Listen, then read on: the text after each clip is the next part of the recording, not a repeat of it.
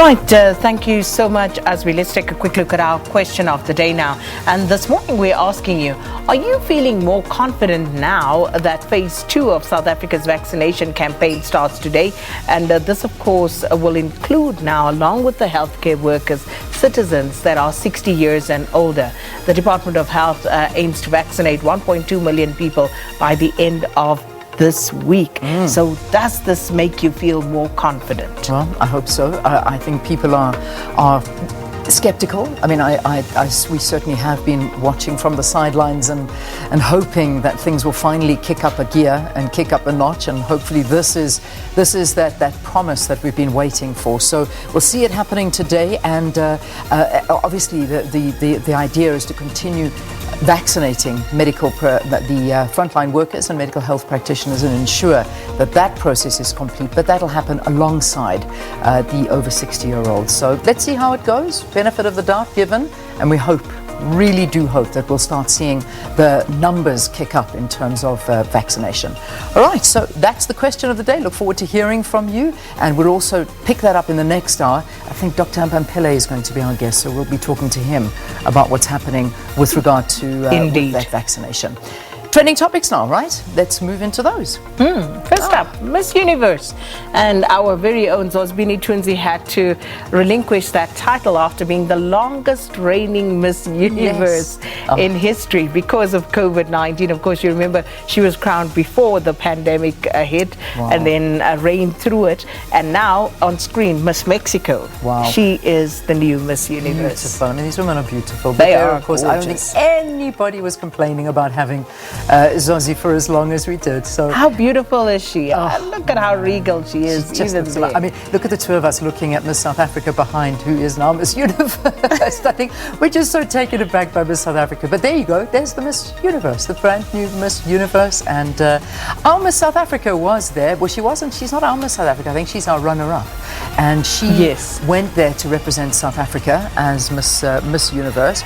But Shudu, who is our Miss South Africa, is going to go to Miss World instead of Miss Universe. You can't represent or be at both of them. So she's chosen Miss World, thinking that she had a better opportunity to win Miss World because Miss Universe is already that title been held by South Africa for the last year and a bit. So there we go. That's Miss Universe. So congratulations.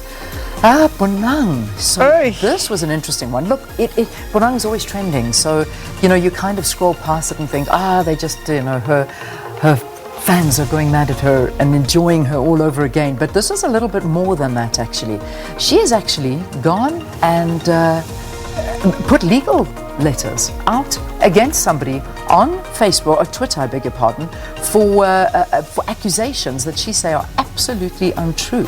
So we've got the lawyer's letter there. I'm not sure. I'm trying to zoom into it to see if I can read it properly.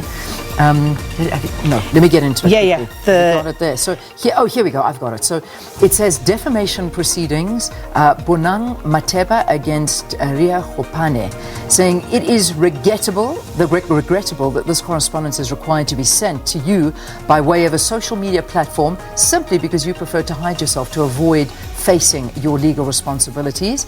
On Sunday, the 9th of May 2021, you falsely and unlawfully accused Bonang Mateba in a widely published video clip of inter alia having introduced AKA, well, that's Keenan Jared Forbes, to cocaine. In the context of what was being discussed in the video clip, this defamatory allegation was exacerbated by the shocking insinuation that the death of AKA's girlfriend, Anele Nelly Tembe, was due to AKA's alleged use of cocaine.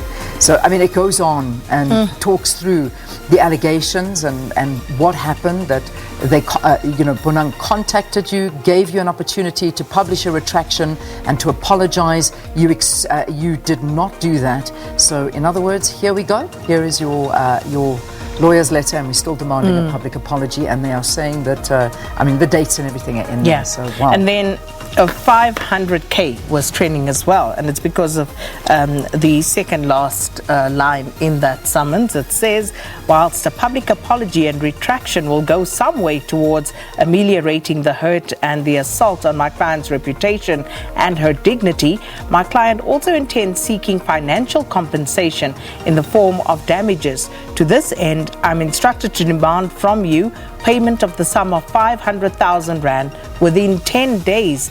And should the sum not be paid within the time prescribed, I have instructions to issue summons without further notice to you. Please provide your physical address to avoid summons being served via Facebook or Instagram.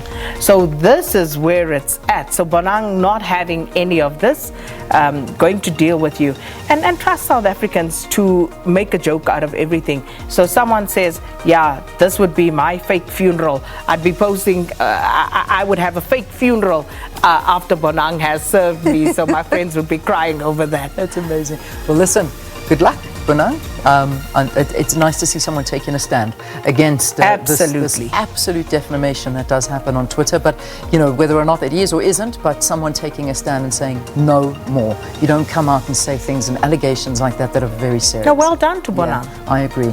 All right, Zuma, final one. And I think this is, of course, all ahead of the appearance that's happening today. So former President Jacob Zuma's corruption trial getting underway. Zuma and his co-accused French arms company, Thales, are facing charges in connection with South Africa's multi-billion rand arms deal in the 1990s. So all in the Pietermaritzburg High Court. They declared the case trial ready in February, set today's date as the trial date. But the big problem is that Zuma's legal team withdrew from the case last month. And obviously, I think a great expectation, not much is going to happen today. They'll ask for a postponement on it for his new legal team to get familiar once again with the case. So yeah, that's interesting because it says both teams are ready to rumble. So let's see what happens.